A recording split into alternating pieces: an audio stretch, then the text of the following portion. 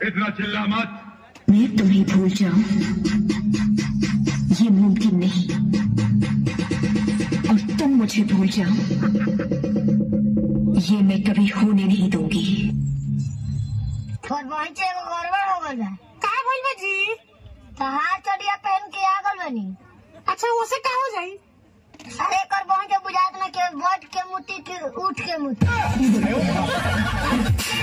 भाई भाई भाई मैंने इंग्लिश बोलना सीख लिया। बोल के बता।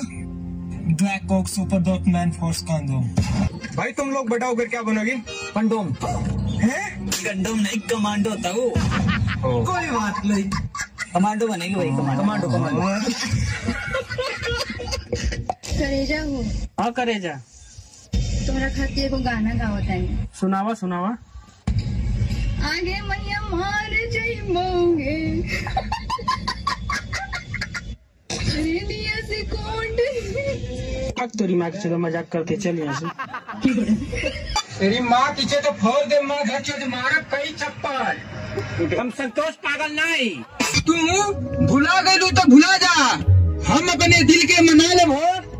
एक करे जा, एक तेरी माँ पीछे दो, हम दूसर पटा ले भो। तोहरा क्या लागल है? तू छोड़ दे तो हम मर जाओ।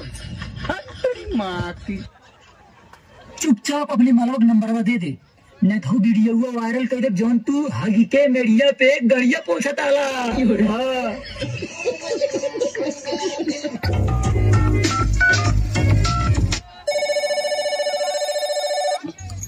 हेलो का हो? कब से फोन लगाओ थी, फोनवा क्या ना उठाओ थू? जब भोसड़ी वाला हम वीडियो बनाते तो का कौन जरूरी में कॉल करे, जब वीडियो बनल तब तो लौका ना। ये पहले बताओ फोनवा क्या ना उठाओ थू?